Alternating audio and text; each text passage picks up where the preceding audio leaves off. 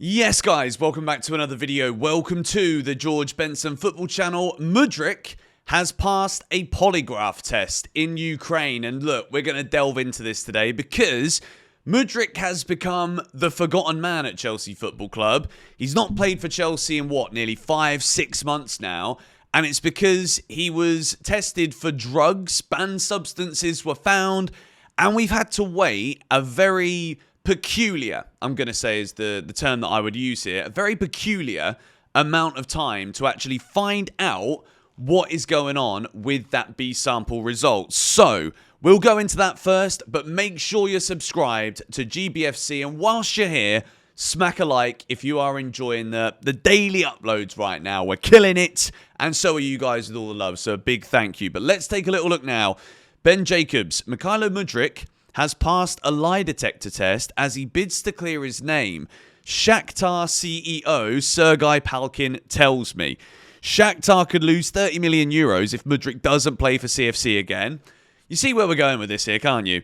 25 million from the 70 million fee already donated to Ukraine's war efforts. So there is absolutely a load of things going on in this Mudryk story that, first of all, I feel for the player, because from what we can read here, this is Mudryk's comments, or this is the Shakhtar Donetsk chief executive's comments. He doesn't understand how it could have happened. He has no clue, no idea at all. His lawyers organised for him to take a lie detector test, which he has passed. Now, first things first, a lie detector test is not a 100% conclusive, factual piece of evidence that would say Mudryk didn't have banned substances in him. Lie detector tests on the whole, depends what sources you read, but between about 80 and 90% accurate. And obviously, you've got to approach these things with an element of skepticism without taking it as gospel truths, okay? So I have always thought during this case, when it comes to Mudryk and why, in most sports, you don't have to wait as long as we have. There is the theory, conspiracy. There's so many things, and it's like, what's a conspiracy theory and what isn't one? But there's a theory that Chelsea Football Club wouldn't want to say anything about it, which wouldn't really make any sense. We also have to play devil's advocate again here, because Shakhtar could lose 30 million euro if Mudryk doesn't play for CFC again. So the fact that this polygraph test result is coming from Ukraine and isn't something that has been conducted at Chelsea or anything, also, to me, without trying to say, yeah, there's something dodgy going on, it seems like something dodgy. Do you know what I mean? You know where I'm going with this. There's so many corners that we can turn down, but the light turns off at the end of the tunnel. We don't know what's going on here, but this is probably the only update that we've actually heard in months. And I just do find this very interesting indeed. Like, is the bloke genuinely innocent? And this is going to end up being one of those scandalous stories that tarnishes football and tarnishes that region of the world potentially. Obviously, whenever there is something of this nature, it is a legal matter. So there are multiple sign-offs that need to happen regarding the spreading of information or the releasing to the public of said information. But I've just always thought, why Mudryk? Why this specific case is taking so long for us to actually find out what's going on? And the reason I say, like, I feel for Mudryk is he was just starting to actually show something at Chelsea, and then all of a sudden he's banned and he can't play and probably won't ever play for us again. But I will say that there is a lot of things with this that don't add up, such as how it's taken so long for the public to know, for Mudryk to know if he doesn't know. And look, there's definitely some opportunities where things like this do happen in football, and you've got to be very unfortunate if you are on the receiving end of someone doing you wrong in this case. But at the same time, I'll say this about footballers in general, and this isn't a dig directly at Mudryk. They are so distracted these days. Do you know what I mean? You don't see the levels of dedication that Cristiano Ronaldo would put in. And I know that Mudryk did a lot of stuff in the gym externally. We all know that he did that. So that's where banned substances could start to become like more prevalent in someone's lifestyle, in someone's diet, if they're spending as much time in the gym as Mudryk did. So I'm just like outlining all of the different theories here. obviously everyone's got their belief, so you might listen to me saying it and think, oh, Benson's a conspiracy theorist. I'm just throwing out potential ideas, but if he's passed the lie detector test, they are more likely than not to show you closer to what the truth is, I guess. So maybe Mudryk really doesn't know what is going on, and the silence is purely because there is a big-ass investigation happening about the root cause of what has taken a young, promising footballer who, yes, didn't set the world on fire, but he was absolutely getting better. So let's see where this one goes, but the polygraph test was passed by Mykhailo Mudryk. We move. Chelsea's Matissa Mugu may replace Andre Santos at Strasbourg next season, whilst Kendry Pires may also remain at Ligue 1 club next season. With Kendry Pires, I've said it here on GBFC before, I think it would be a good idea, having seen Santos go to Strasbourg this season and do very well. I think that might be the right move for Pires. His trajectory was about the same as an Esteval Willian, and then in sort of the last 6 to 12 months, he probably hasn't kicked on as much as Esteval has. So a lot of people are thinking, well, is Kendry Pires actually going to be that good? Santos has shown that he is. Bring Santos back, give him a squad place next season, and send Kendry the other way to get the same level of development.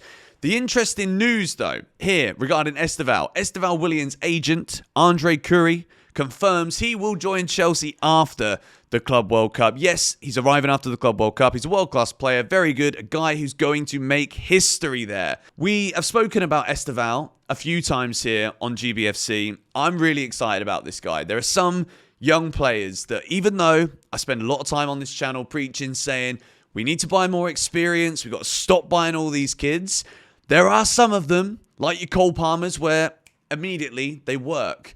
And there are other ones like Esteval Willian, Andre Santos, where I'm like, I really think the club have done something good here. I think these could become great players. I don't want to put too much pressure on Esteval's shoulders. I'm not saying he's going to go straight in double goals, double assists in the Prem just because he's done it in Brazil this season. I don't expect that. I think he's going to need some time, not start every match, and ease his way in. But I certainly think with Esteval, I've seen more than enough to suggest that he can come straight in to the Chelsea first team for the start of next season and whatever the pre-season is. Regarding Andre Santos, okay? I think I've made it pretty clear here on GBFC. I don't want this guy to be gone. And I do think he's one of the options when it comes to the club, looking at what we bought him for, looking at his current value, and actually being able to sell him for a pretty quick, swift profit. Bayern Munich are considering a move to sign Chelsea midfielder Andre Santos, who has impressed at Strasbourg this season. AC Milan also have concrete interest in the Brazilian. This is going to be up to Enzo Maresca and how he's able to sell the way that we're playing football to Andre Santos, because Santos knows, right? Chelsea has spent 200 plus million on Enzo Fernandez and Moises Caicedo. And the sign of a good manager, and I'm not saying that Maresca can or cannot do this, I'm purely just stating something here that I believe to be a fact. A good manager, when it's a player who probably doesn't expect, based on the names he's coming in to compete with, Enzo, Caicedo, you've got to tell that young player how he gets into the first team. You've got to be very clear with what it is that he has to do, because he's clearly got the ability. And if you make this guy feel like he was going to be like a Cesare Casadei at the start of this season, who wouldn't get minutes, Chukwuemeka, not used whatsoever, waste of a talent, Andre Santos is too good for this. He will leave. He will go and sign for Bayern Munich or AC Milan if Maresca or whoever is in charge, if he does get sacked, if they don't sell that position to him. Make him feel wanted. Make him know that it's not a given just because he's had a good season in Strasbourg. Nothing should just be given for having a good season in France. That's always risky. But you absolutely need to show the opportunities are there, because I think he's going to be an absolute top player. This news has it's not killed me, because we're still here uploading videos for you every single day on GBFC and more GBFC, of course. But Turkish journalist Sadar Ali Cekile, I probably butchered that, I'm so sorry, Victor Osimhen has signed with Manchester United next season. If this is the case, he's always going to be the one that got away. You know what I mean? He's been the player that I've wanted at Chelsea for many years. Last summer, we dedicated 14 hours of our lives sitting watching a GBFC live stream thinking that Osimhen was going to sign for Chelsea on deadline day. He didn't. He's ended up at Galatasaray. His story of his career is absolutely bloody mental, isn't it? He's at Galatasaray, and now we're going to lose him potentially to Manchester United. It's absolutely ridiculous. And look, this isn't necessarily the greatest source in the world. It doesn't mean it's done. We're not hearing it from too many sources, but we are hearing that Chelsea's shortlist is Delap, Seshko, Ekitike, and that doesn't include the name Victor Osimhen, does it? So Manchester United, that would be a statement signing. I think immediately he would elevate that club. He's actually a striker. Rasmus Højlund is a builder. He's a plasterer. I don't know what he is because he's not a striker for the Premier League. But if that's true, it's a little bit concerning. Guirassy is another potential option that's being reported here by Patrick Berger. Only a few European clubs can trigger Guirassy's release clause after the Club World Cup, and those teams are Man City, Man United, Chelsea, Liverpool, Arsenal, Real Madrid and Barcelona. So, Guirassy's having a very good season. Scored a hat-trick against Barcelona. He was available so cheap a year ago, and Chelsea just turned their nose up at it. We didn't look at him. We didn't go for it. So today, we have talked about a few deals. We have talked about Mudryk, the Polygraph. What does it mean he's actually telling the truth? Are we going to get another twist in this story of the unknowns with Mykhailo Mudryk? Let me know your thoughts on all the other Chelsea news today, and if this isn't enough content for you, I've uploaded on More GBFC, and earlier today, the latest 3 More Points podcast episode dropped on this channel about 2 or 3 hours before you saw this video. So make sure you give that a watch as well. It's a great episode with Josh, and I'll catch you guys in tomorrow's video. See you there.